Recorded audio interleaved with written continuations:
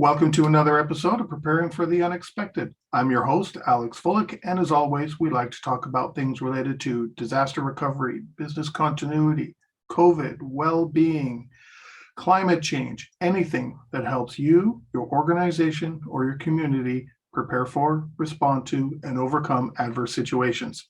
If you'd like to be a guest on the show, please feel free. You can find me on LinkedIn. I'm the only Alex Fullick there. I'm really easy to find, and I do respond to everything I get. I do have one other announcement. I will be speaking at the Continuity Insights Conference in Louisville, Kentucky, April 25th to 27th. And if you see me there, please feel free to come up and say hi, and maybe I'll twist your arm and get you to come on the show. For a while now, I've been saying that with the BCI conferences this year, BCI World and BCI Horizons, that I hope to be able to get some of those speakers to come on the show and talk about their topics or something else that they want us to talk about. And today I'm lucky enough to have one of those people. Speaking on the topic of effects of climate change on organizational resilience, when will it be on the board's agenda? I'd like to welcome to the show, Pinaki Bhaduri. Welcome, Pinaki. Hi, Alex. It is always a pleasure hearing you, seeing you. How are you doing? I'm doing great. It's early in the morning here, but I know it's later in the day where you are. Yeah, it's almost evening here in Abu Dhabi. Oh, Abu Dhabi. I just had someone else in Abu Dhabi. My 6 a.m. interview this morning was calling from Abu Dhabi. How about that? Two people from the same place. Abu Dhabi has been an happening place as always. There has been a lot of tractions in this field, in business continuity in this region, and being one of the primary driver force in oil and gas industry.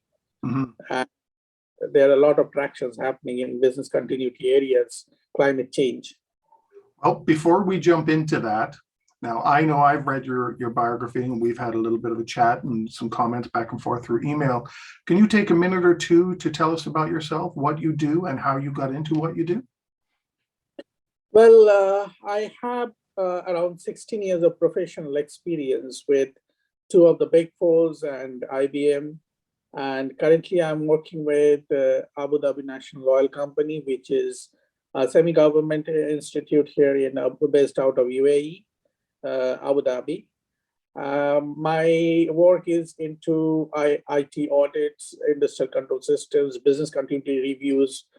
With respect to business continuity, I have been as a consultant, as a implementer for last couple of years, working across various geographies with various industries as well. I have been a member of BCI Institute for a couple of years, working with them very closely. And incidentally, this year I have an opportunity of speaking on this climate change subject. Oh, well, welcome. And I'm glad that you're going to share your expertise and time with us today. Yeah. So the first thing I wanted to talk about is, because oil and gas companies that you talked about, how are various industries repositioning themselves to consider the effects of climate change? Well, if you see, oil and gas industry have been the major driver of world economy for last 100 years, and incidentally being the driver force of the global economy, it had been always been a major polluter. So across, whether in terms of greenhouse gases or whether in terms of oil spillage across various regions. For example, if you consider the Niger Delta Belt in Nigeria, there have been spillage that have happened across, and that has been done by various companies, global companies, and which really ruined basically the oil, the freshwater systems across that region. And this is only one of the examples. There have been various incidents of spillage, pollution because of use of sulfur in oil and gas, especially in the diesel industry, diesel as a component. However, if you see the traction, there's a change that is happening in these companies. Incidentally, one of the major driver was the Paris Treaty. where after the Paris Treaty, people just woke up from the sleep, it seems, especially oil and gas industries, because they are seeing, because of the regulations and the commitment every government, especially their clients have, and the client's government has done, there have been changes in terms of the products. Say, for example, have been a lot of tractions that is happening on the hydrogen as a product, which earlier was not there. The content, because of regulatory requirements, sulfur, which was one of the content in your fuels, or lead, which was one of the content in your fuels, have reduced. And especially in the shipping industry, they have been made a mandatory not to use, or especially pose penalties when you are using sulfur in your fuels, shipping fuels. So this type of tractions are coming up slowly. And if you see the last over, say, 3-4 years, major oil companies, which were, means if you say the big boys in this field, BP, Shell, or anywhere you speak, they are focusing, they are now no longer called as oil companies, they are called as energy companies.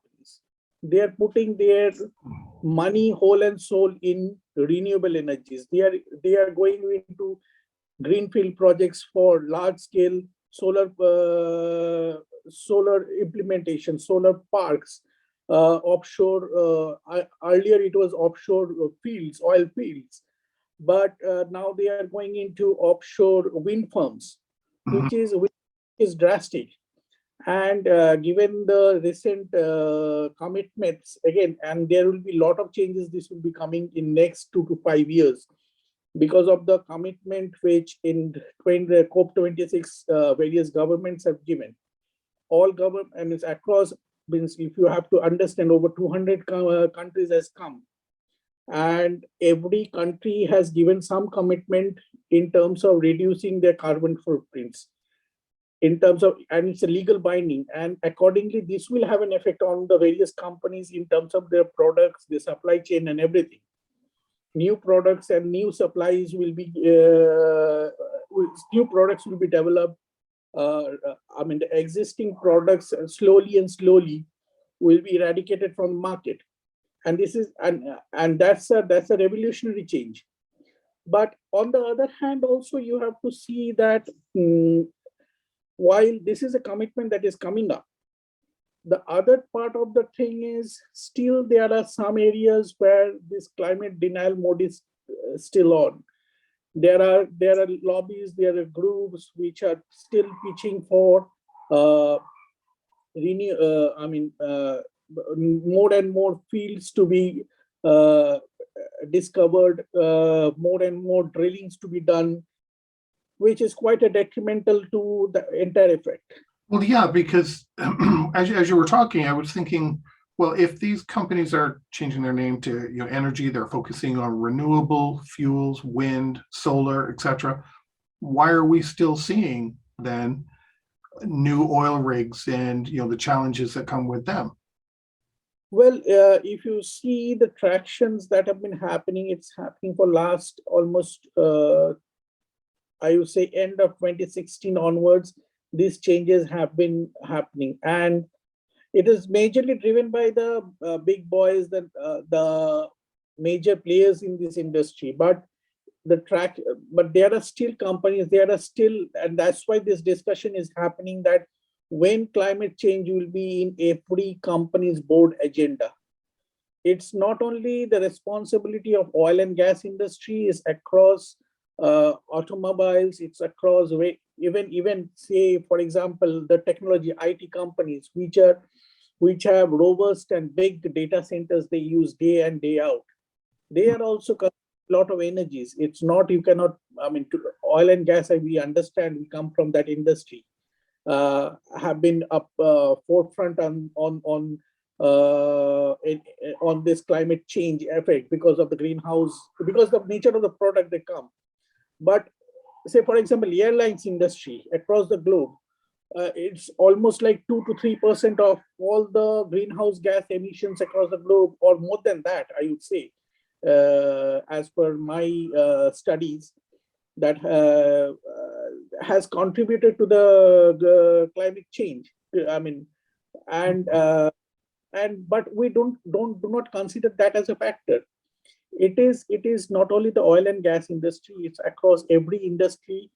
This agenda should be in everybody's mind, everyone's, from the workers to the C-level people, that what is products' effect on climate change, and then only this change will happen. And I think every year, even say, for example, I will give you a classic example. Middle East, if you consider, is one of the world's energy provider in terms of oil and gas. But if you see COP27 is happening in Egypt, COP28 is happening in Dubai. I mean, you understand that the energy industry or the backbone of this country was always in oil dependent.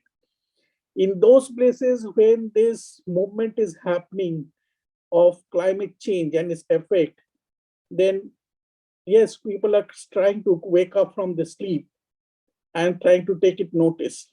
But it has just started. It's just journey has started. We should not stop here. Well, with climate change, I can only assume it's going to be a long journey, so that means a long path of change and adaptation to things, which leads me to our next point that we're going to talk about, or what are some of the challenges with adopting some of these changes, and making change happen? Well, in terms of challenges, it's like you have to understand that climate change is a contribution of not only industries, or it's a contribution of 6 billion people. If you see mankind's history over 10,000 years since the first the caveman started his journey, and now the amount of energy consumption, amount of effect on climate, that has happened only over last 100 years. Means man has the evolution of man took place over 10,000 years, and it took only 150 years to destroy this entire climate. Today we are at such a verge that maybe if we are not taking drastic measures, if we are not taking steps to basically change our way of living, then it will be an existential threat.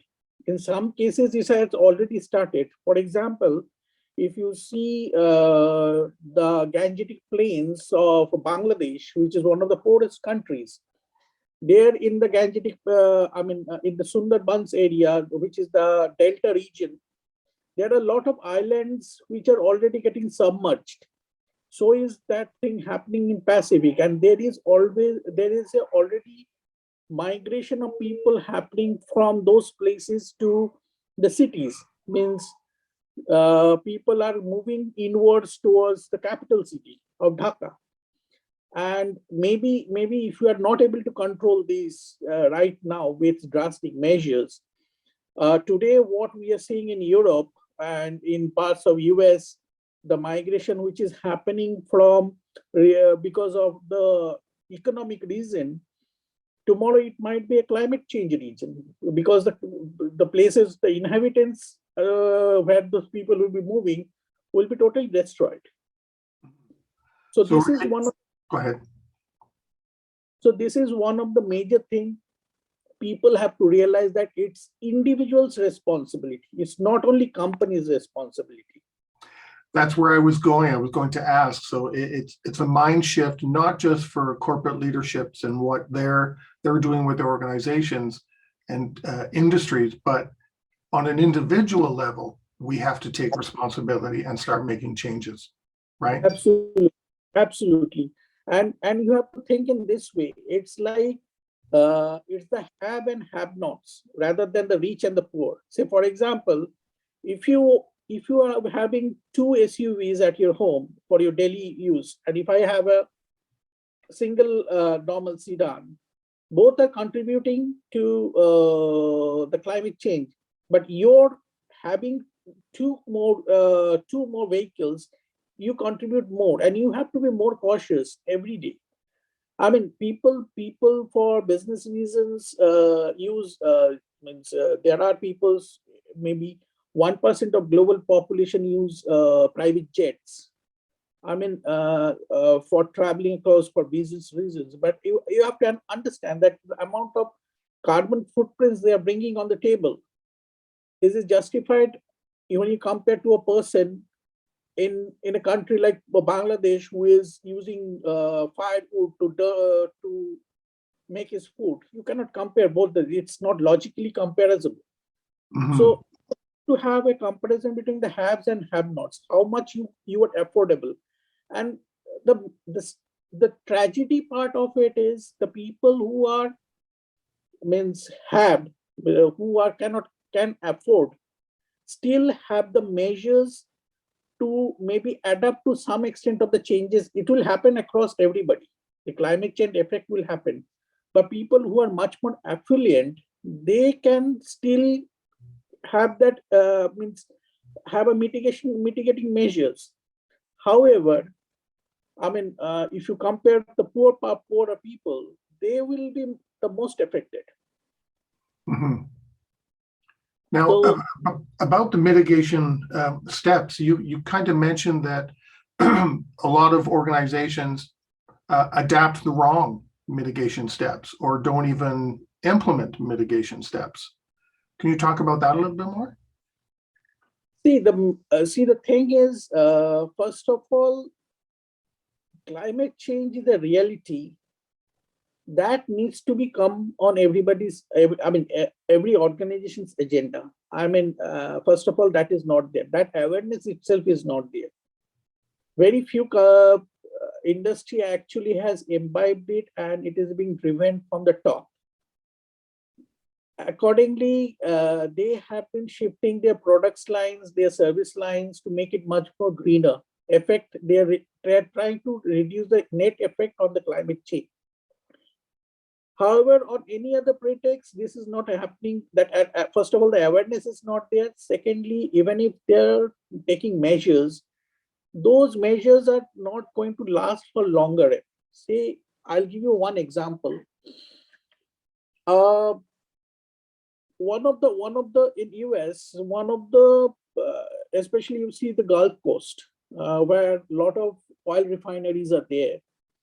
One of the proposals was to build a wall, because Gulf Coast is one of the places which are vulnerable to tornadoes, and especially category 3, 4 type of tornadoes and other natural hurricanes and other disasters. And every year they create havoc. Means millions of dollars are getting wasted in terms of affecting the industry, affecting the local population, and this is happening in a continuous basis. And over the years, this trend will go up if the climate change is happening in a way we are predicting. The mitigation action what that has been proposed is to build a wall. The challenge that is by the environmentalists is that if you build a wall across to prevent the refineries and also the local population, the erosion will happen in a drastic way across the coast, and that effect will be much more detrimental. So even I am not a scientist, whatever journals I can read, I can tell you. But if this is the measure which we are thinking, then these measures are not even, these are like if you have a cancer and you put a band-aid on it. Will that work? It will not work. Yeah. So you have. Go ahead. So you have to think, you have to think your measures logically, which will have a longer term effect. For example, one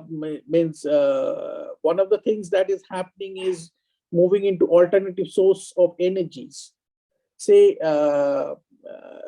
which we are now thinking, for example, lithium ion batteries and all those things, which is a great initiative. However, the challenge you will see is the deposits that are happening for this lithium in the parts of the world where the regimes and the governments that have used this thing as a political tool. So whenever you have a problem with the countries where you which are importing this ores, you use this as a weapon to twist your decisions. It has happened in the past, and it is going to happen in the future. So imagine you are establishing a supply chain there. You have a vendor you are setting up there from those countries where you have a child labor problem, where you have deposits which are not controlled, which are controlled by regimes which do not have any democratic system. Then in those cases, how do you expect that your supply chain will work through? So this type of questioning should be on the board's ERM agenda, board's decision-making agenda. That yes, if this is my alternative, will this alternative work on these situations? Because see the trend in the past. So this type of thinking should happen. One of the things you touched on that I couldn't help but think was building a wall to stop the ocean. Well, the only way, let's use the UK as an example. The only way you're going to stop water from encroaching on the UK by building a wall is to literally build a wall around the entire island, because Right. water always finds a way in. Whether it be someone's house, overflowing riverbanks, it always finds a way. Absolutely. If you see in that way, one of the classic case example is the Dutch. The Netherlands, which means almost half of the country is below the sea level. And instead of stopping the sea, they have adapted their life around the sea. Means they have built houses which can float on water. You have to think on those innovation terms as to how you can use the changing climate in your benefit. Rather than, means last 100 years we have been fighting with the nature and thinking that with science we'll be able to control it, but Mother Nature did not allow us. We still failed. So Mother Nature always wins. Ultimately, she will win. So we have to adapt things which will be assisting these changes in our favor, rather than using those controls as to cause much more harm. That is what I drive. And on that note, we've come to the end of our first segment. We are talking with Pinaki Bhaduri on effects of climate change on organizational resilience, and we will be right back.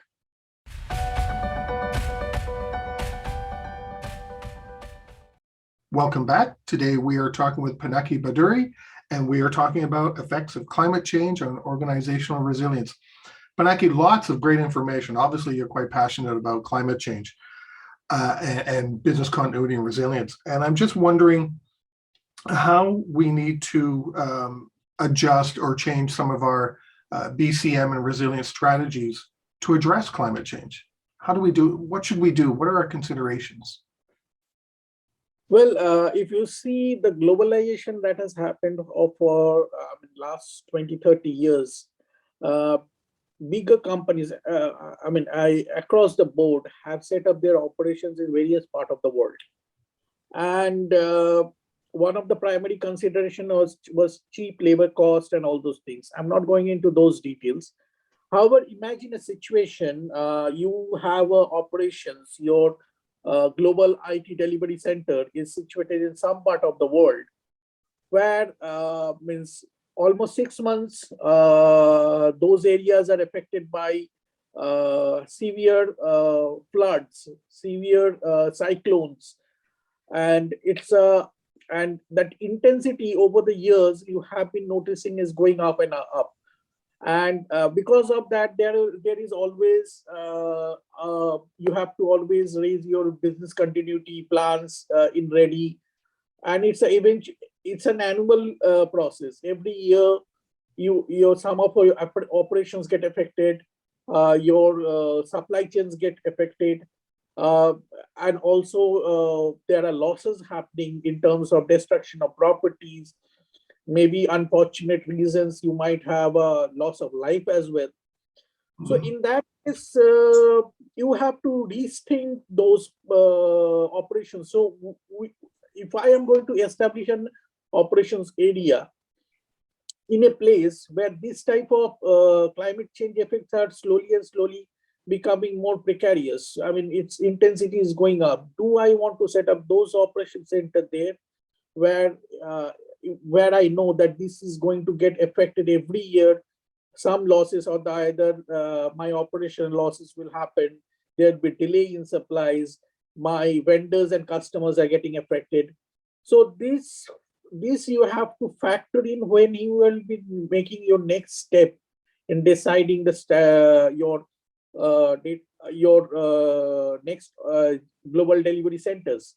Also, now people have lot of people have moved on to, lot of customers have moved on to cloud.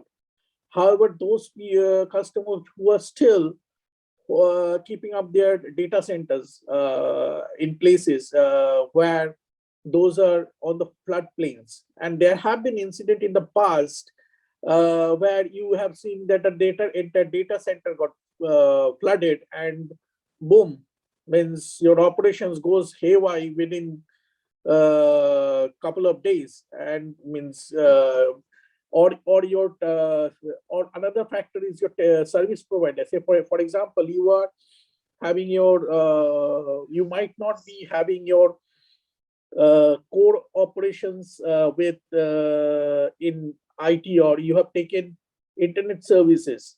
Now your internet service provider has their data centers kept in some place which is prone to flood.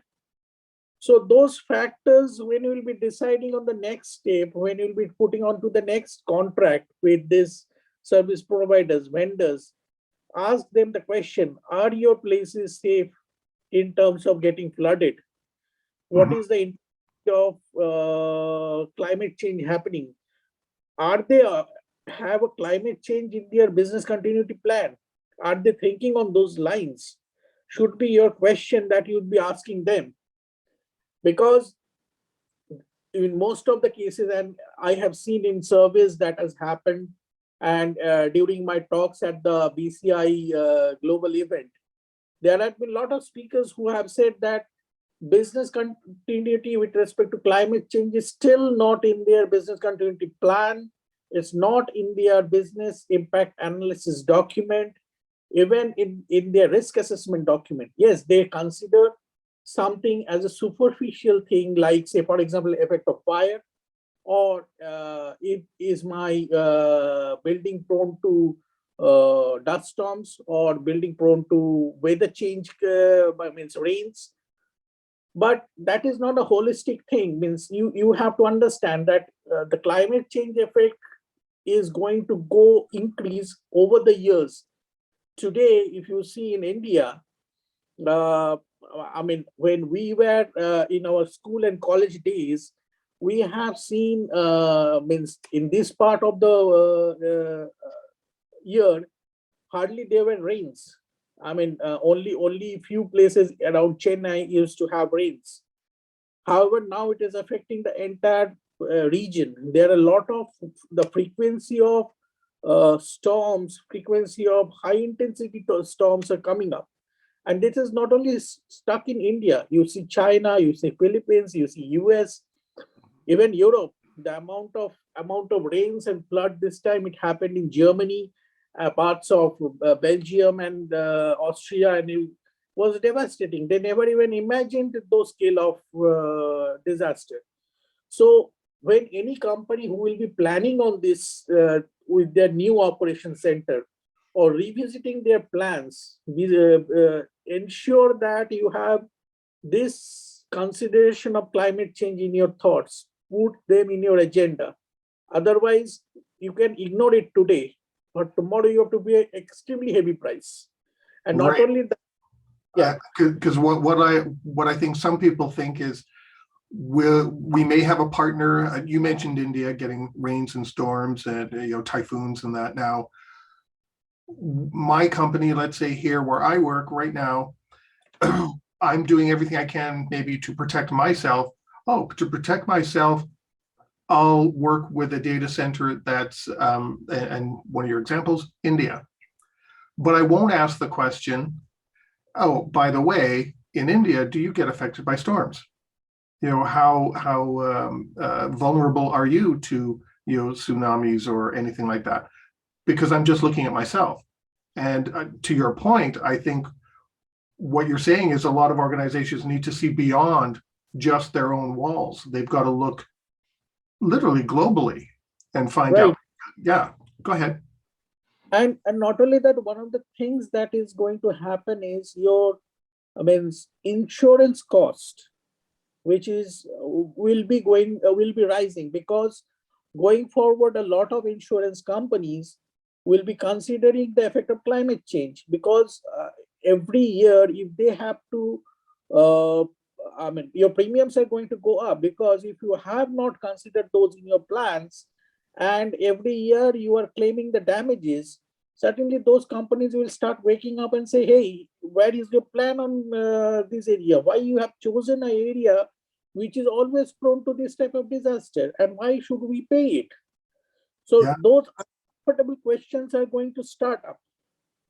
Yeah, I can see that. I was talking with someone just the other day, and they happened to say that same point, that anytime now, insurance companies are going to start waking up, because obviously they weren't making any money, or they lost a lot of money as resulting from COVID. So they're going to start asking some of these harder questions down the road. And I think a lot of people are going to have to take a look at themselves and find out what those answers are going to be. How are you going to respond? And you have to see that COVID was something, was a global phenomenon, and its effect still now we all are feeling it. But one thing that is coming up, which we all might have forgotten by now, was a few years back, around 2015, 2016, there was Ebola crisis across that happened in Africa, and it got spreaded across the globe. Though at that point it came into limelight, but with COVID it died down. The thing is, with climate change, you will see all these types of disease, those diseases which are predominantly stuck in tropical region of the world, because of the climate change, Earth getting warmer. This type of disease you will find in the temperate zone also, in parts of Europe, parts of US, and it will not be stuck to one polar place in Africa. These things, and because of the global mobility, people moving hops today from one part of the world in few hours, this type of transmittable disease will start spreading up. So it also have an effect on your entire planning. Every company, I understand, is a major company, always have a human resource BCP. Yeah. So those effect of disease on because related to climate change will happen on those parts of the world. Say, for example, malaria, in some cases, which was stuck to, say, parts of tropical regions in Africa and Asia, maybe those things will be moving up to Europe, where we have already eradicated. So this is all because of climate change. This is going to happen all because of climate change, and that will have a massive impact on every country's GDP, and it will also have effect. Say, for example, if you are going to have an operations in parts of the world which are affected by this type of disease, will you think on you will always think twice. So, and accordingly, your employee insurance plans will also jack up. That will add cost to the company. Yeah. So when you will be designing your business continuity plan, we'll be reviewing your business continuity plan next time. You have to consider all these effects, effects of disease because of climate change, effects of your suppliers because of climate change, effects of your global operations centers because of climate change, effects of your products and services because of. So you have to understand that the entire piece lies how your top management is seeing climate, the importance of climate change. That is what we are trying to stress. I agree. We got to start looking at things a little differently and expanding our scope of what could happen. Now, you also talk, because we only have half our last segment left, but you also talk about an interesting topic that I've been started to get interested in as well, is ESG. Now, what is ESG? What does it stand for? And can you talk about that? ESG actually stand for environment, sustainability, and governance. So if I do a comparison of two things, say for example, in IT world, we say that how important is cybersecurity for an organization. It's among the top priority in any organization, any consulting firm you take in the world. So is the ESG, which is already in process, and which is going to be the next big thing where every company is going to get measured on. So say for example, environment, if I say, how is your products and your services aligned to the environment? How green are your products? I mean, if you develop a liter of petrol, or if you develop an aeroplane, each of those ingredients, how means in order to develop that, how much energy you are consuming, how you are handling your waste, how you are means basically how you are giving back to nature, how sustainable is your product. The sustainability also looks at not only from the products point of view, from the services point of view. Means is your product which or your offerings such that it will have a long-lasting effect on the society. Say, for example, will it affect the way we live on today, and it will going to affect something. It's not like it's like using the resources today. It should not affect your next future generations. That is what the essence that drives on. Also, one of the things that comes into this picture is how we, as a company, your social responsibility lies. Say, for example, you are having your products, garment factories based out of Bangladesh. So how are the labor laws treating yourselves? Or say, for example, in any other parts of the world where, say, for example, they use child labor for mining. So are you going to do business with them? Or say, for example, any company which does not give credentials to LGBT. So in those cases, those will be your measuring criterias. And accordingly, means earlier we used to consider, when we started our jobs, these companies used to get measured on how ethical they were in terms of whether they had any any fraud cases and all those things into factor.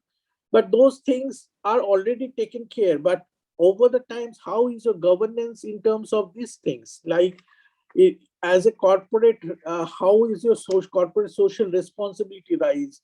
How, say, for example, the emissions which you are doing as a company, how effectively you are declaring that? And accordingly, means how whether whatever you're declaring are into spirit, or is there anything that is hidden between the carpets? So your entire measurement of any company's image, portfolio, everything is going to measure on these three terms, which is environment, sustainability, and governance. So who sets those measurements, though? Because we talked about business continuity, asking questions about, asking questions of partners and vendors, how susceptible you are to floods in India or storms in the US, so that's kind of a bottom pushing up.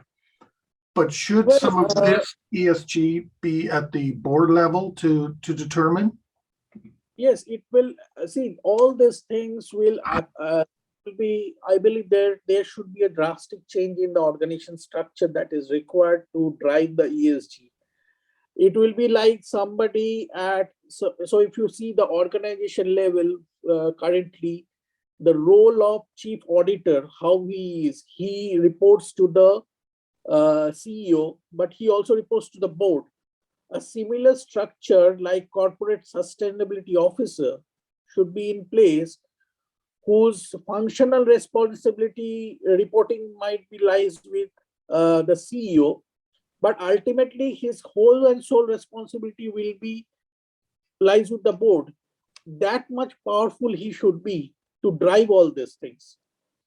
And I mean, it's like the chief audit executive, the way how powerful he is, chief sustainability officer should be that powerful, that much reach, to drive all these things. Say, for example, effect of climate change, effect of your product, how green are you? It means if say, for example,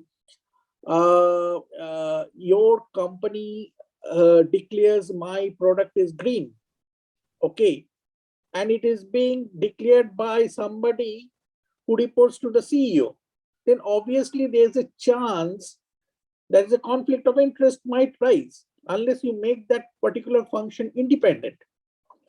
So those type of thinking should come right now in order to drive all these important matters. Because at the end, any company's success, because you have to see that these things, this sustainability, environment change, your corporate social responsibility, all these things is not like something which you are implementing today and you are going off. This has a long-term ramification. Your measurement will be not on the basis of your earning potentials or how good your product might be. Your measurement will be only on how is your effect on the entire ecosystem. Means ecology, environment, people, technology, this entire ecosystem. On that only you will be measured going forward. And to do that, a very powerful position needs to be created in every organization. Who will drive this? Who will be independent in nature? Well, we've only got about 3 minutes left. But a quick thought, I think if you're a good corporate citizen and you are focusing on ESG and climate change and some of these social responsibility items, that will give you a good reputation and your products and services will sell better because people trust you, right? But as I said, we have less than 3 minutes, just a couple of minutes left. Do you have any final comments or thoughts you'd like to convey? The thought which I like to convey is climate change is happening. It's a reality, and it is not only restricted. The change is not only restricted to only a people. The responsibility lies with the 6 billion people who is residing on this planet. Each has his own role to play. In terms of business continuity, you have to revisit your business continuity plan. Imbibe whatever the changes that are coming in. First, understand that this is a requirement. Drive this requirement at the C level. From the C level, you have to drive it and accordingly revisit your business continuity plan, revisit your business continuity strategies, and accordingly revisit your products and services for a better environment. That is the only thing I can say. That's true, because you may be introducing new things that are quote unquote green, and environmental friendly, but that doesn't mean you don't have something else on the shelf that needs to be revisited and maybe taken off the shelf because it's not environmentally friendly. Absolutely. Well, on that note, we've come to the end of the show. Pinaki, thank you so much. Obviously, climate change is a big passion of yours, and resilience and business continuity and how this all works together. I really appreciate you reaching out and being on the show. I hope people are really listening. Climate change is, as you say, affecting everyone. So everyone has to listen. It can't just be a topic for, one person in the boardroom. It's a topic for everyone, everywhere. Thank you, Alex. It was always a pleasure talking to you. Thank you. And like I said, thanks for reaching out. And if there's another topic, please feel free, reach out, come back, and we'll get you on and we'll talk about it here as well. So thank you again. And to everyone listening and watching, stay prepared, everybody.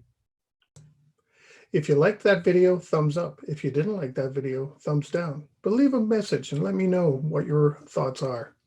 If you'd like to be a guest on the show to talk about something related to business continuity, disaster management, COVID, personal well-being, anything that's relatable to those subjects, you can reach me through my LinkedIn profile, which is in the video description. And of course, don't forget to subscribe. In the meantime, stay prepared, everybody.